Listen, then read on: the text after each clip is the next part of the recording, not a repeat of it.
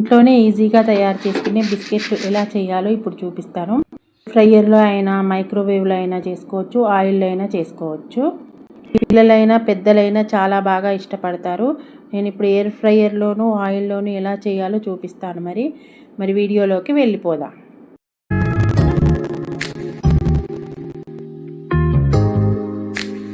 Hi అండి, welcome back to our channel. ఇప్పుడు కొలతలతో చూపిస్తాను. 1 గ్లాస్ మైదా పిండికి 1 గ్లాస్ బొంబాయి రవ్వ, హాఫ్ గ్లాస్ చక్కెర. మీరు మైదా పిండికి బదులు గోధుమ పిండి కూడా తీసుకోవచ్చు. 3 బాగా కలుపుకోవాలి.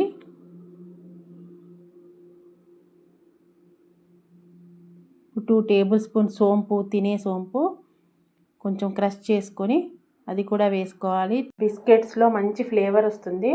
ఇప్పుడు స్టవ్ మీద బాండి పెట్టుకొని 2 table spoon butter, 2 table spoon నెయ్యి వేసి కరగనిచ్చి దాంట్లో పోసుకోవాలి.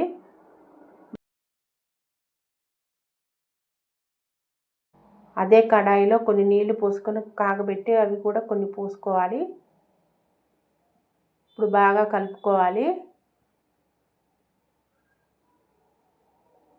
1/2 టేబుల్ స్పూన్ సోడా ఉప్పు, 1/2 టేబుల్ స్పూన్ బేకింగ్ సోడా వేయాలి.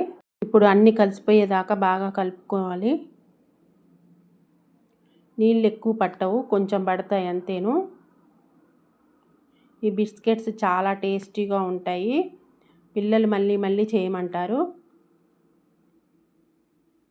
కొంచెం చేయి తడుపుకోవడానికి మాత్రమే కొన్ని పోసుకోవాలి. దాంట్లో ఉన్న బటరు నెయ్యి సరిపోతుంది. ఇవి కాసేపు ఒక అరగంట నాననిస్తే సరిపోతుంది. ఎయిర్ ఫ్రైయర్లో చేసుకోవాలంటే 150 degrees పెట్టి ఒక 10 minutes ప్రీహీట్ చేసుకోవాలి.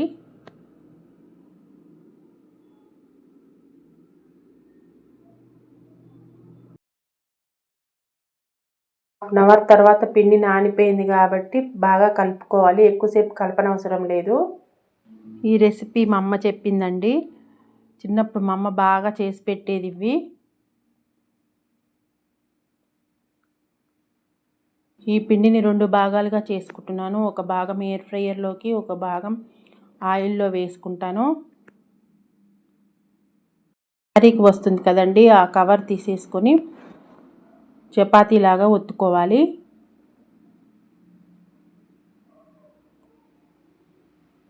దాని మీద అయితే ఆయిల్ కానీ ఏ పిండి కానీ లేకుండానే ఒత్తుకోవచ్చు. ఇక్కడ చూడండి, ఏ ఆయిల్ వాడలేదు, ఏ పిండి వేయలేదు. అలాగే చపాతీలాగా ఒత్తేసుకున్నాను. మీరు ఇలాగే చపాతీలాగా ఒత్తేసుకొని ఏదైనా రౌండ్ మోల్డ్ తీసుకొని ఒత్తేసుకున్నా సరిపోతుంది.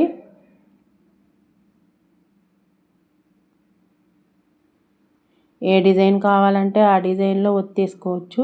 ఇప్పుడు రకరకాల డిజైన్లు ఉంటున్నాయి కదా.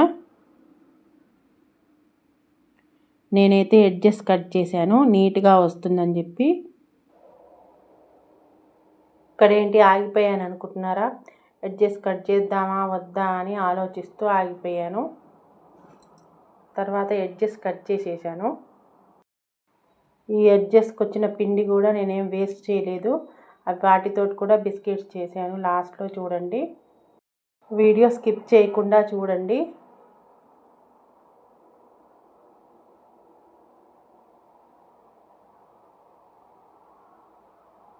ఇలా డైమండ్ షేప్లో కట్ చేసుకుంటున్నాను. నేను ఈ లోపల ఈ బిస్కెట్స్ గురించే మర్చిపోయాను. మొన్ననే మా అమ్మ గుర్తు చేసింది. అందుకని మా అమ్మకి చేసి చూపించాలని ఇలా చేస్తున్నాను.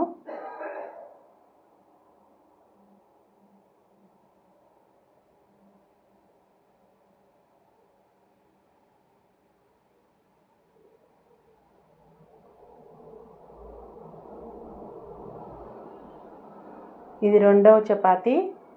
దీన్ని ఆయిల్లో వేస్తాను. ఫస్ట్ చేసినవి ఎయిర్ ఫ్రైయర్లో వేస్తాను.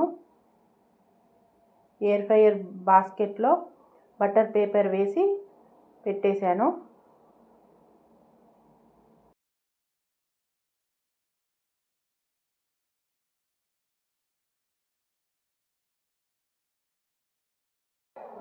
నేను చూపించడానికి మాత్రమే కొన్నే చేస్తున్నాను. ఇప్పుడు ఎయిర్ ఫ్రైయర్ని 25 minutes 150 డిగ్రీస్ పెట్టుకోవాలి. 25 మినిట్స్ సరిపోతుంది. మళ్ళీ ఎక్కువసేపు పెట్టుకోవద్దు, గట్టి పడతాయి. ఇవి మధ్య మధ్యలో చూసుకుంటుంటే సరిపోతుంది.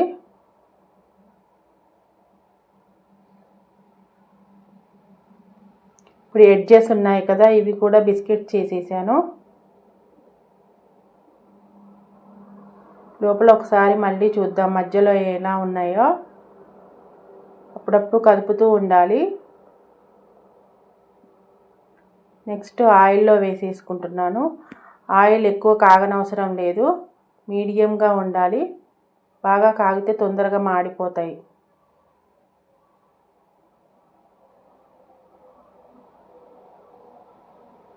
వీటికి కాగబెట్టిన నూనె పనికిరాదు, ఫ్రెష్ నూనె వాడండి. గవ్వలు చేసుకుంటారు కదా, అలాగనే. పకోడీలు వేయించుకున్న ఆయిల్ కానీ వేరే ఏవైనా కూరలు వేయించుకున్న ఆయిల్ కానీ వాడద్దు, ఫ్రెష్ ఆయిల్ వాడండి. లేకపోతే టేస్ట్ మారిపోతుంది, వేరే ఫ్లేవర్స్ వస్తాయి. ఇవి కొంచెం గోల్డెన్ కలర్ వచ్చేస్తే సరిపోతుంది. ఈ బిస్కెట్లు నూనెలో వేసామంటే పక్కకు కూడా జరగకూడదు, ఎదురుగా ఉండి కాల్చుకోవాలి.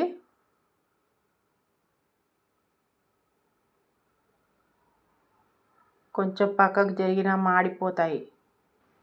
ఇలాగే తిరగదిప్పుకుంటూ అన్నీ కాల్చేసుకోవాలి.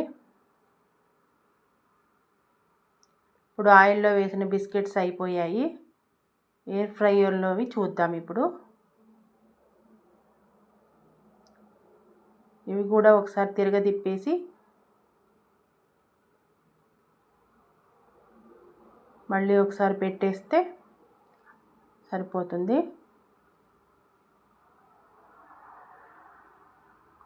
ఇవి కూడా అయిపోయాయి ఎయిర్ ఫ్రైయర్లోవి కూడా. ఈ నా రెసిపీ ఎలా ఉందో కామెంట్ చేయండి. చూస్తున్నారు కానీ సబ్స్క్రైబ్ చేసుకోవట్లేదు, లైక్ చేయట్లేదు.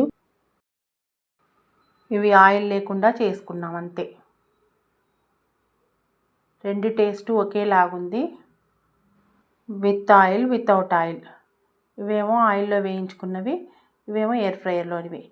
నా వీడియో నచ్చింది అనుకుంటున్నాను. నచ్చితే లైక్ చేయండి, నచ్చితేనే సబ్స్క్రైబ్ చేసుకోండి. మరిన్ని వీడియోస్ కోసం నా ఛానల్ని చూస్తూనే ఉండండి. లాస్ట్ వరకు చూసినందుకు చాలా థ్యాంక్స్. నెక్స్ట్ వీడియోలో మళ్ళీ కలుద్దాం. ఉంటా మరి, బాయ్.